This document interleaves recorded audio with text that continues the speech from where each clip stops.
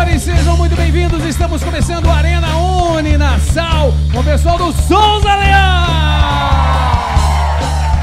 Pois é, esse é o nosso programa e hoje nós receberemos 3 convidados especiais com vocês. A nossa professora de redação, Fernanda Pessoa. Ela é pós-doutora em Antropologia e Ciência da Religião, formação em Psicanálise, doutora e mestre em História, graduada em Filosofia, com 32 livros publicados, licenciada, bacharel e especialista em História. Eu estou falando da Silvana Brandão. Grande currículo, hein? E ela é assistente social, mestre em Gerontologia na UFPE e coordenadora e professora do curso de Serviço Social da Uninasal. Com vocês, Michele Nascimento. Bom, é o seguinte, só para lembrar que a gente vai discutir aqui temas que possivelmente irão cair no Enem. Então, eu queria que vocês fiquem bem à vontade. Vocês estão se preparando aí para a prova do Enem. Você que está em casa também pode interagir com a gente através das nossas redes sociais. Você procura lá, tem o Instagram, nosso site, enfim. E hoje a gente vai bater um papo muito bacana, que é falando sobre as minorias sociais e suas representatividades. E aí eu vou falar aqui, já abrir o nosso bate-papo com a Fernanda Pessoa, que é a nossa professora de redação. Cadê? Cadê o microfone? Aqui, Fernandinho. Pronto. Queria que você fizesse uma breve explanação sobre o tema hoje. Oi, bom dia, tudo bem? Sejam bem-vindos. Em relação ao Enem, nos últimos anos, nós temos percebido que sempre eles têm feito alguma alusão a algum tipo de minoria. Não necessariamente minoria quantitativa, mas minoria representativa, em relação à garantia de direitos. Então, já falou-se a respeito da questão do preconceito contra a religião, a questão da intolerância religiosa, a questão da mulher, a questão do surdo. Então, nós temos percebido aí uma sequência de alusões a minorias. Então, a ideia é trazer uma visibilidade para grupos tratados socialmente como sendo invisíveis. Então, vamos começar a nossa discussão.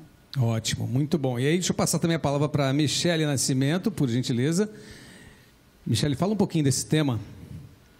Bom dia a todos e todas, sejam bem-vindos. Falar de minorias, como a Fernanda falou, né, não falar de números, não necessariamente falar de números, é falar de representações, é falar de relações de poder, né, é falar de um grupo de pessoas que se sobrepõem a outras pessoas. Então, a gente tem aí as relações raciais, a gente tem aí, por que não, as pessoas, a população idosa, a gente tem aí as pessoas com deficiência, e a gente tem uma gama, né, de discussões pela frente que a gente pode abranger e pode se aprofundar. Ok, deixa eu passar a palavra então para a Silvia aqui, por gentileza. A Silvana, desculpa. Silvana Brandão. Tudo bom, Silvana? Tranquilo, de Tudo boa. bem. Que bom, né? De boa. Que bom. Fala um pouquinho sobre esse tema também para a gente. Como já foi abordado pela Michele e pela Fernanda, primeiro, a chave para entender esse conceito é não a quantidade, né? Necessariamente, um grupo não é minoritário por sua quantidade. Tomemos como exemplo as mulheres. Nós somos maiorias, entretanto, a gente tem 30% a menos no salário, na maioria, no Brasil. Eu gostaria também de salientar uma coisa. Esse termo não é novo. Muita gente, muitos professores, muitos vídeos no YouTube que eu vi, associam o termo depois da ONU, depois da crueldade da Segunda Guerra Mundial. Na verdade, se a gente recuar na história um bocadinho, a gente já vai ver que os cristãos eram minoria. E, a partir de 303, Constantino torna a não perseguição aos cultos religiosos. E, 80 anos depois, com Teodósio, o cristianismo torna-se a religião oficial. Então, chamar a atenção de que esse tema ele muda na história, ele muda no espaço. Quantidade não é necessariamente o valor que a gente tem que pensar. Professora Fernanda, deixa eu aproveitar então, já a gente falando aqui de minorias sociais e suas representatividades, a gente não pode deixar de falar sobre o sistema de cotas no Brasil também, né? Que eu acho que abrange bastante em cima do assunto. As cotas, elas existem para tentar dar visibilidade a grupos tratados como socialmente visíveis, né? Então, o sistema de cotas hoje que traz um percentual voltado à questão do indígena, hoje tem cotas associadas à questão social, tem cotas associadas à questão racial, e é um assunto sempre muito discutido no meio, porque não são somente esses grupos minoritários. Pessoa em situação de rua é uma minoria social. Idoso é uma minoria social. A população obesa, por mais que 50% da população brasileira hoje esteja acima do peso, segundo a Organização Mundial de Saúde, é tratado como uma minoria social. Então, nós temos indígenas, nós temos comunidades quilombolas, que funcionaram como fruto de um processo de escravidão seríssimo, e após a abolição continua sendo uma minoria completamente ignorada pela forma como se deu a nossa escravidão em 1888.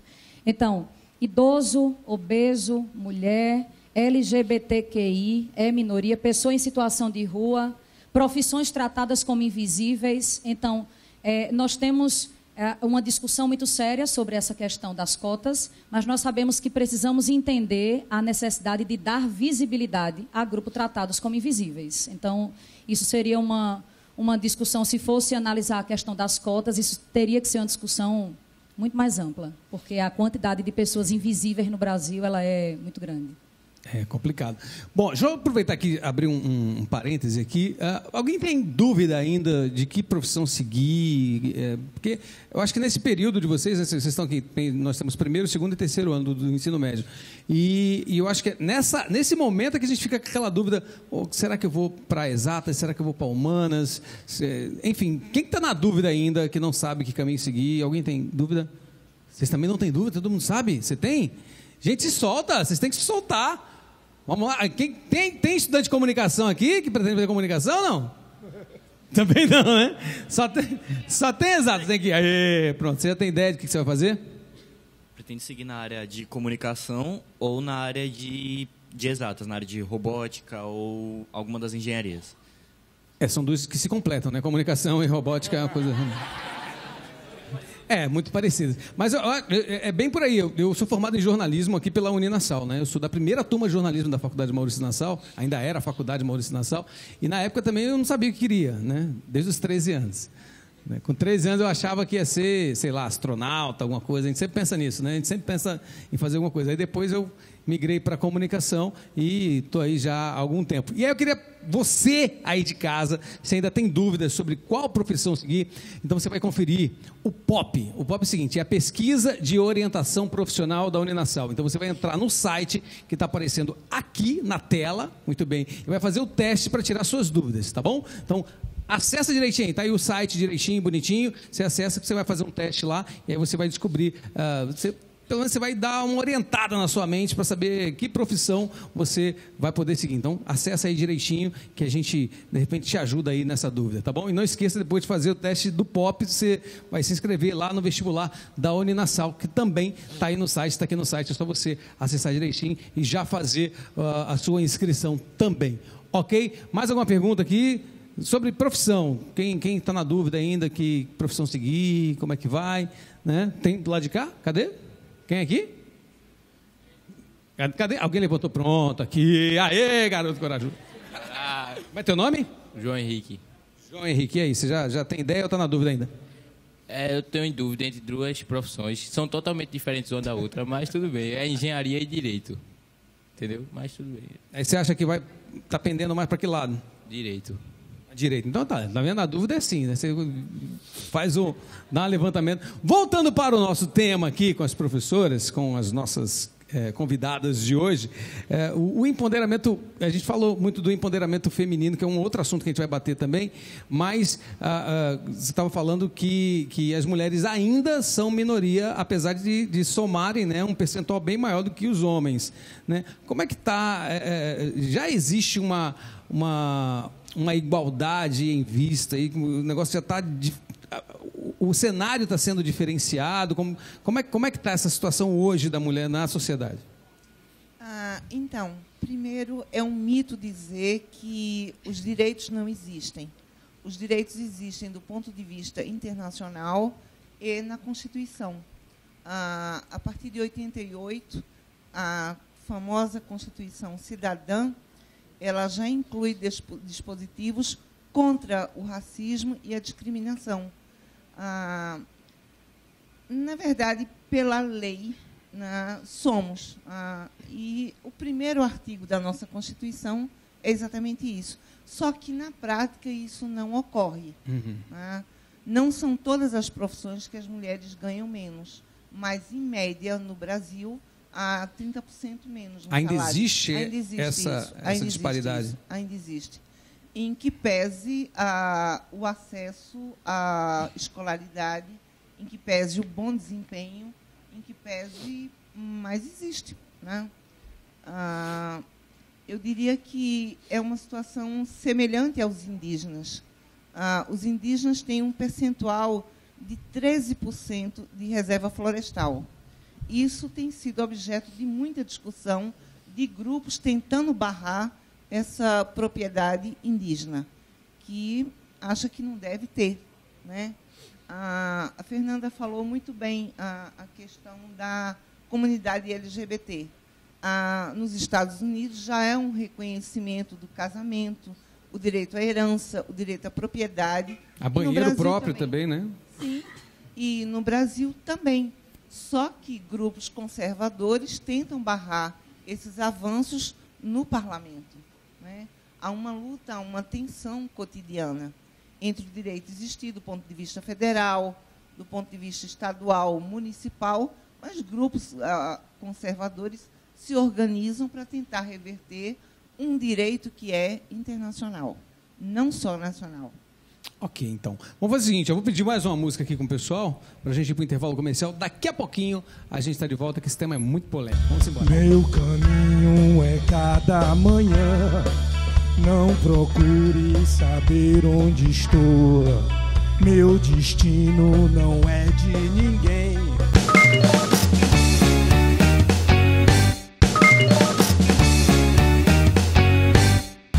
Mas eu me mordo de ciúme.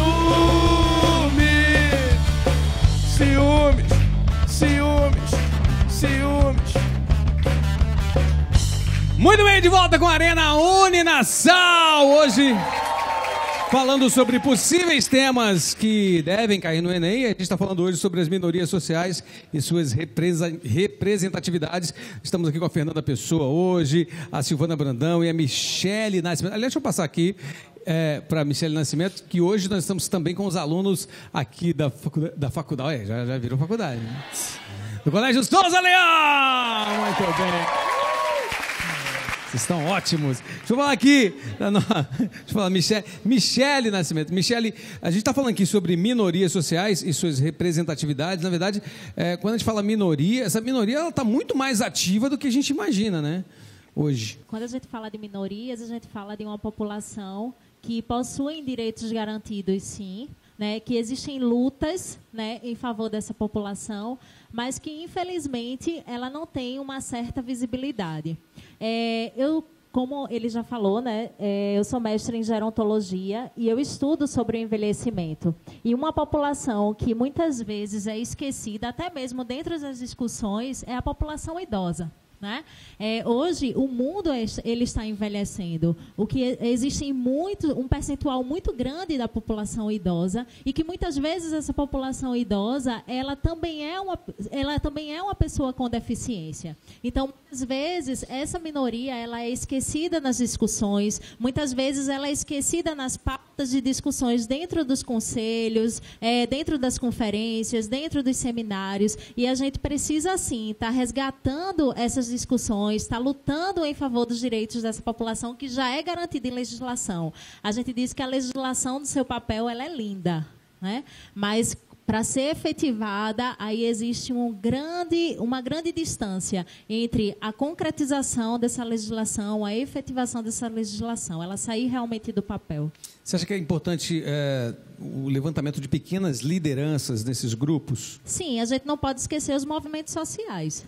Né? Os movimentos sociais eles estão aí, os fóruns de discussões eles estão aí justamente para reafirmar esses direitos e garantir novos direitos. Está perguntando sobre o momento político, o atual momento político. Você acha que ele tem essa representatividade junto dessas minorias?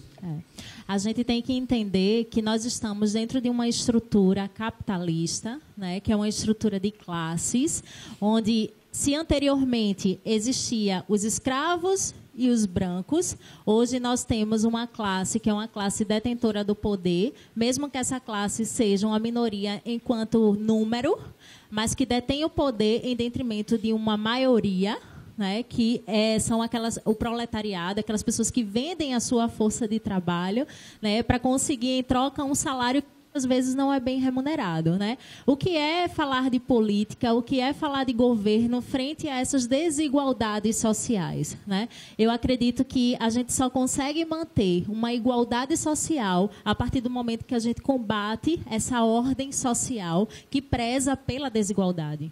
Fernanda, já entrando na sua área, que é redação, né, no desenvolvimento de uma redação, quais são os pontos principais que a gente pode bater em cima desse tema? Primeira coisa, a gente tem que atentar muito à forma como esse tema vem.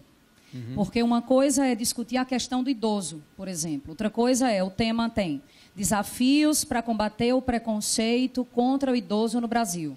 Ou caminhos para combater o preconceito contra o idoso. Ou o papel do idoso na sociedade atual. Então, primeira coisa, atentar à forma como esse tema vem. E uma outra questão bem interessante, trazendo aí para a redação, eles exigem, na competência 2, a questão de um repertório sociocultural produtivo. Então, vocês precisam trazer várias áreas do conhecimento para a discussão desse tema.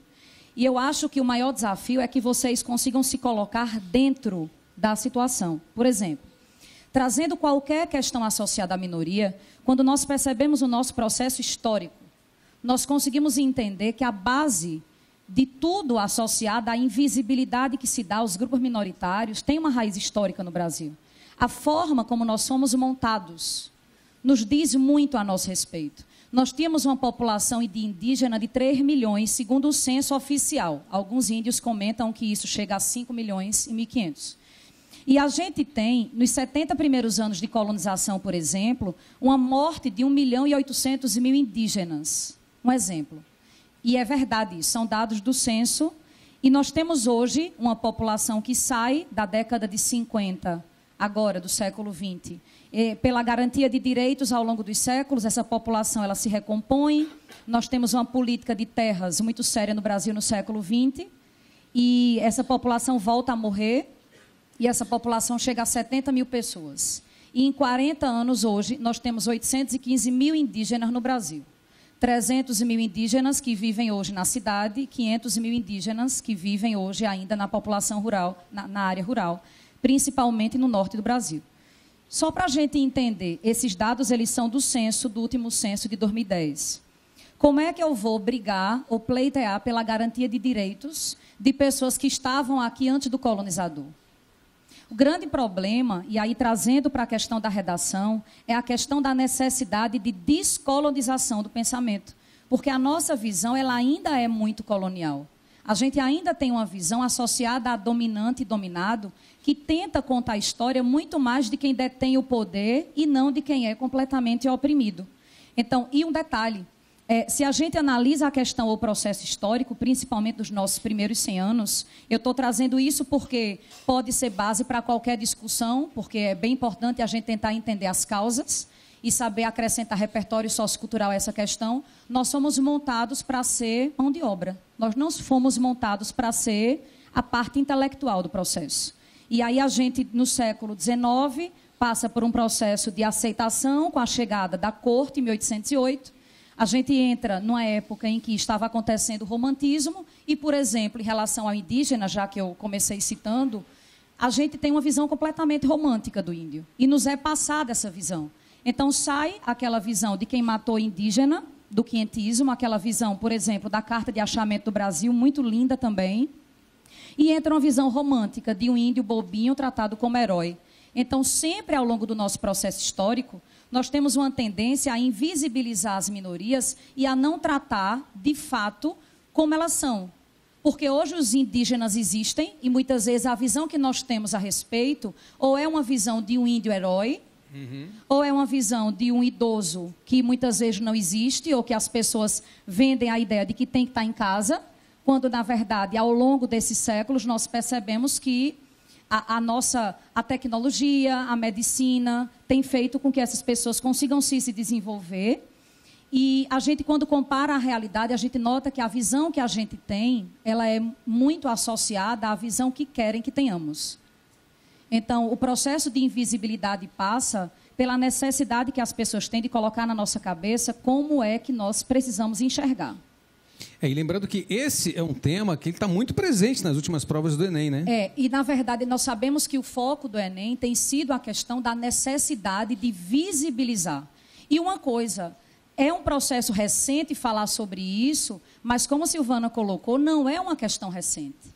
Imagine que, gente, é bem interessante trazer esse gancho da história, abrir a cabeça um pouco para entender a questão da arte, tentar trazer a questão da literatura, porque isso sempre esteve gritante aos nossos olhos. Pois é, você está vendo aí que é um assunto bem complexo. Notem que são várias minorias, na verdade. E aí você tem um leque, né, de desenvolvimento de vários temas aí que você pode abordar por conta justamente dessas grandes minorias. A gente fala grandes porque são...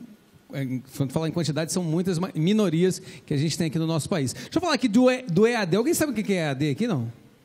Sabe o que é EAD? Vai lá, participação aqui. É educação à distância. Aí, todo mundo já sabe o que é EAD, né? Que é educação à distância. É uma modalidade de ensino online que permite você estudar onde, quando e como você quiser, né? Vamos entender um pouco mais soltando um VT aí. Mostra. Se eu quiser vencer na vida e ter mais futuro, tenho que fazer graduação. Então eu estudo na Uninassal. A qualquer hora, em qualquer lugar, no computador, no tablet ou no celular. Eu estudo. A graduação à distância Uninassal é o ensino de amanhã para os alunos de hoje. Cursos reconhecidos pelo MEC e mercado de trabalho, com matrícula por apenas R$ 49,90. Graduação à distância Uninassal. É tempo de estudar. Muito bem, então tá aí o nosso vídeo do EAD e é só você acessar direitinho para pegar mais informações sobre essa modalidade de ensino, que aí aproveita e você pode estudar onde você quiser, né, da forma que você quiser, no seu tempo, que é o mais bacana de tudo isso, né? E o site está aqui embaixo para você acessar direitinho e conhecer um pouco mais do EAD, que é um dos mais acessados do Brasil, é o EAD da Uninassal, tá bom? Só queria lembrar quem está chegando ao final do nosso programa. Queria agradecer a participação ativa de vocês aqui no nosso programa, foi muito bacana. Queria agradecer a presença, mais uma vez, da Michele Nascimento. Obrigado, Michele. Obrigado a Silvana Brandão também, volte sempre aqui com a gente. Obrigado, Fernanda Pessoa, obrigado. A Fernanda vai estar com a gente aqui durante todos os programas, são 5 programas só, e ela vai estar com a gente. Viu? Muito bem. Queria aproveitar também e agradecer o pessoal da banda, perguntar se vocês têm Instagram, redes sociais, como é que é? A gente tem Instagram sim, das Antrolas Oficial, né? Podem seguir lá e curtir a gente. E quem tiver a fim de fazer um contato com a banda, 999792458, DDD 81. E os nossos convidados também, vocês estão ativas aí nas redes sociais, todo mundo... Você tem, por exemplo, Silvana, rede social, Instagram? Eu tenho Instagram e tenho Facebook. Embora o Facebook eu acho que vocês não usam mais. O Facebook está em decadência. Eu acho que o Facebook virou uma Mas o seu Instagram qual seria? Silvana Brandão. Silvana Brandão, né? Y. Silvana com Y, tá. Fernanda? Tem o Instagram do curso, que é Curso Fernanda Pessoa. Tem dicas de vários temas, várias abordagens. Importante. E tem meu Instagram pessoal, que é Pessoa Fernanda. Ótimo. E aí, Michele, você também? Eu tenho o Facebook e tenho o Instagram, Michele Nascimento. Muito bem. E tem o nosso canal também no YouTube, FPTV, bem interessante, com muito conteúdo também. Toda antenada aqui, né? É verdade. Fica ligado que aqui na TV Clube você tem todos os domingos o nosso Arena Uninassal, e fica ligado também nas redes sociais que você vai curtir todos os detalhes. Você pode assistir quantas vezes você quiser e desenvolver um pouco mais o nosso tema também, viu? No YouTube da Uninassal também, no canal do YouTube da Uninassal, você entra lá, acessa e tem acesso inclusive a outros programas do Arena Uninassal também, tá bom? Bom, para encerrar, vamos com a nossa banda, pode ser? Vamos lá, das Antrolas. Vamos embora, das Antrolas. Semana que vem a gente tá de volta. Valeu, grande abraço. E até semana que vem, se Deus quiser. Tchau.